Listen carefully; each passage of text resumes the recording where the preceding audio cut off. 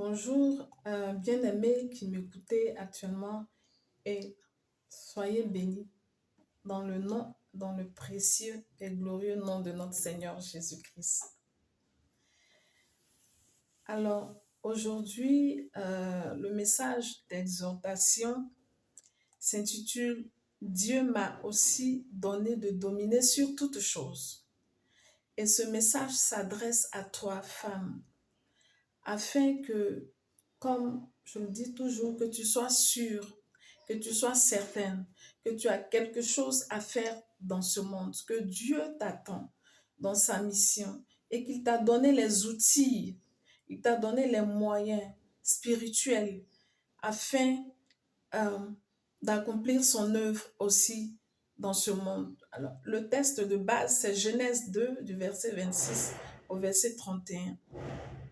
On voit que le sixième jour de la création, Dieu donne le pouvoir de domination à l'homme et à la femme.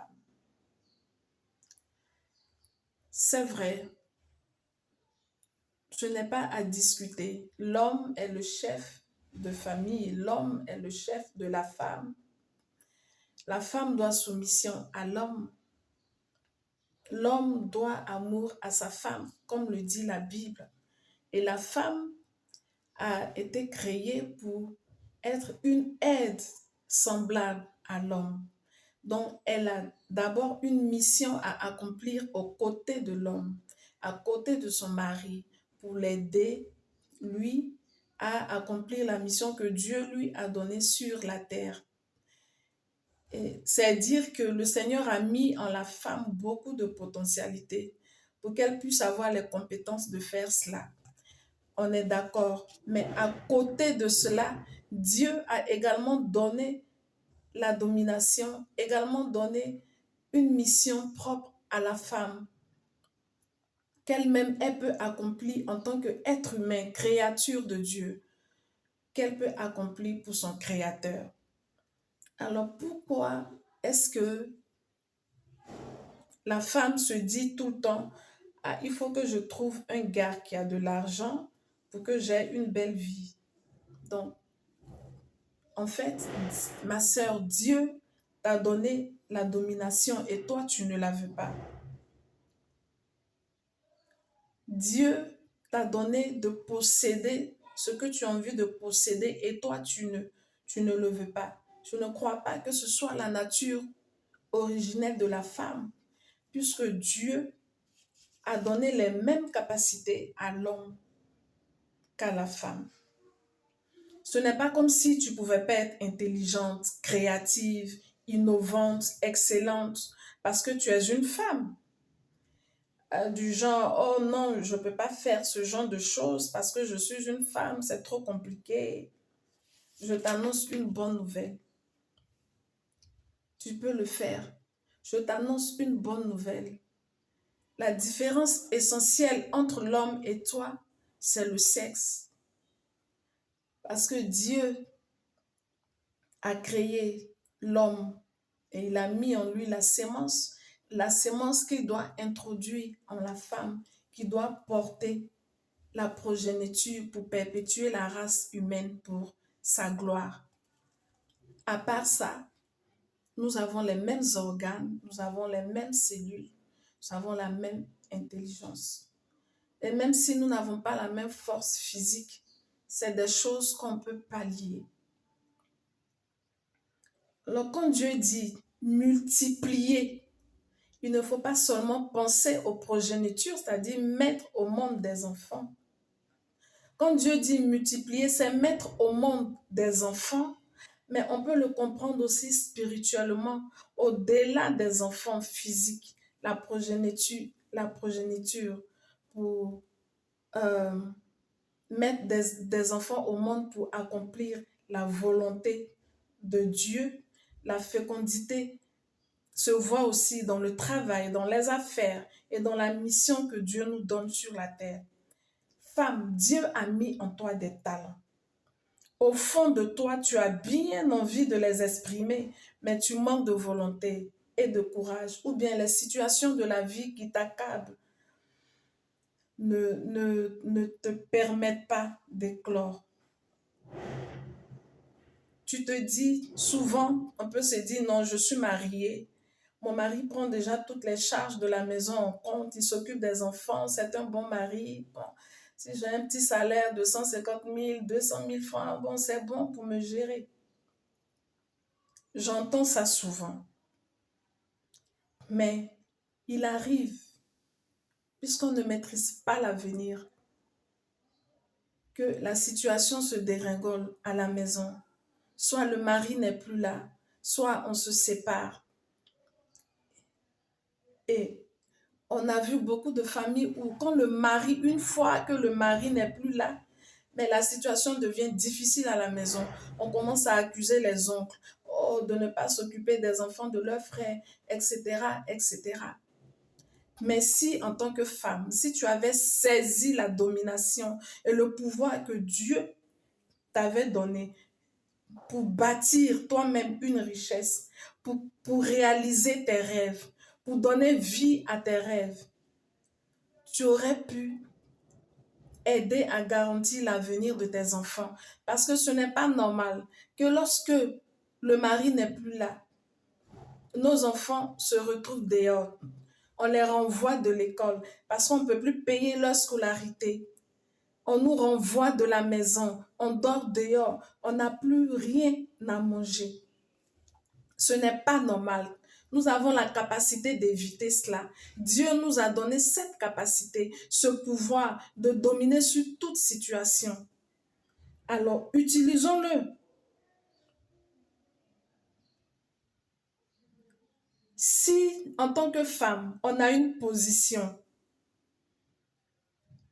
le jour où ça ne va pas chez le mari, on peut mettre la famille à l'abri. Soit que le mari a perdu son boulot, ou soit que le mari est allé rejoindre le Seigneur, ou que nous sommes séparés, mais nous ne serons pas réduits à la mendicité avec nos enfants. Jésus, dans l'évangile de Luc, du verset 10, de Luc 10, du verset 17 au verset 19, nous donne le pouvoir de marcher sur toute la puissance de l'ennemi, ce qui veut dire que tous les obstacles qui peuvent nous empêcher de progresser en tant que femmes, nous avons le pouvoir de les surmonter. Dans ce sens, le premier obstacle, c'est nous-mêmes, notre esprit, car tout se passe dans l'esprit. La parole de Dieu nous dit que toute bataille gagnée dans l'esprit l'est aussi physiquement. Regardons un peu. C'est comme si on te donne un aspirateur pour te faciliter la tâche du ménage et que toi, tu veux toujours utiliser le balai. Tu dis non, je ne saurais jamais l'utiliser, c'est trop technique, je vais continuer à me débrouiller avec le balai. Ou bien il y en a même qui peuvent dire non, une vraie femme, elle doit travailler avec le balai. Tu as déjà entendu ça, hein?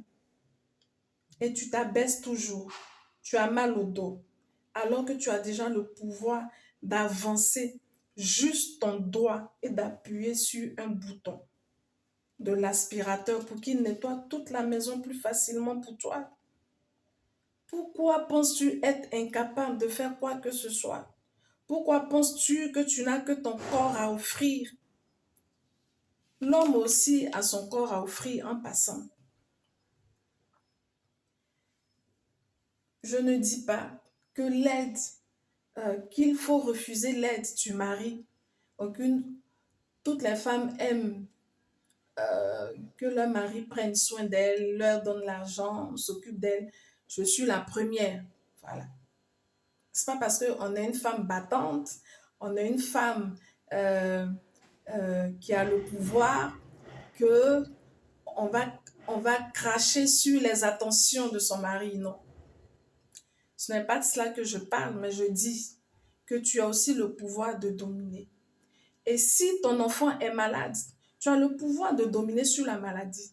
Tu te lèves et tu pries, tu domines. S'il y a une situation dans le travail de ton mari, tu as le pouvoir de dominer. La Bible dit que la prière d'une épouse est efficace. S'il y a une situation dans ta famille qui vous torture, qui te chagrine, Tu as le pouvoir de dominer. Tu n'as pas à te lamenter et attendre que l'homme fasse tout et attendre que l'homme t'apporte tout sur un plateau d'argent ou d'or. Et même si tu n'es pas marié et que tu es seul et que tu vis une situation, tu as le pouvoir de dominer. Tu n'es pas obligé de te donner à un homme que tu n'aimes pas juste parce qu'il se propose de t'aider et de te sortir de la situation. C'est parce que tu ne sais pas qui tu es, c'est parce que tu ne connais pas ton pouvoir, tu ne sais pas ce que le Seigneur a mis dans tes mains. Tu ne le sais pas au fait. Tu ne sais pas le pouvoir de tes genoux, le pouvoir de tes genoux et le pouvoir aussi de l'intelligence, de la créativité que Dieu a mis dans ta tête, en toi, dans ton intelligence. Tu es une aide pour l'homme, mais pas que. Tu as aussi reçu le pouvoir de dominer. Alors possède ce que Dieu t'a donné. Qui t'a dit que tu ne peux ni construire ni acheter une maison? Tu attends d'être marié d'abord parce que c'est à l'homme d'acheter une maison. Pourquoi ne pas avoir tes biens avant de te marier? Ce poste-là qui t'intéresse, pourquoi penses-tu ne pas avoir de chance de l'avoir? Parce que tu es marié, tu as des enfants et que tu dois t'occuper de ton foyer. Mais Dieu t'a donné l'intelligence pour t'organiser. Oui. Si tu as la volonté, Dieu t'a donné l'intelligence pour t'organiser. Tu peux t'organiser et si tu as des ambitions, les réaliser. Pourquoi crois-tu ne plus pouvoir avancer parce que tu es marié et devenu mère? Pourtant, Dieu t'a bien donné de multiplier et de féconder. Alors, tu peux faire plusieurs activités.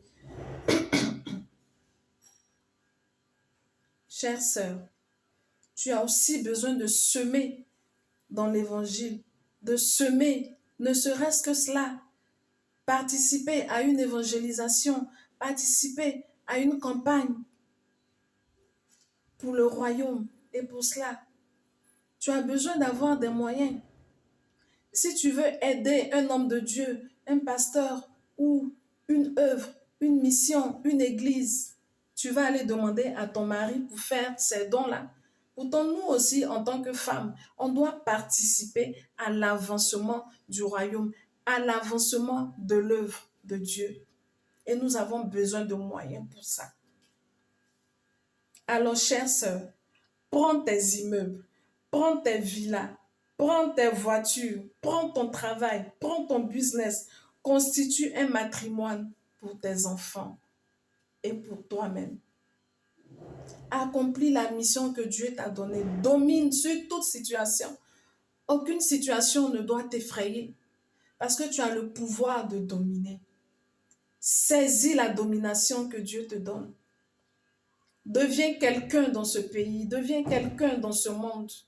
Deviens une grande dame, la grande dame que tu as toujours voulu être. Tu peux l'être. Et le Seigneur est là, il est prêt à t'accompagner.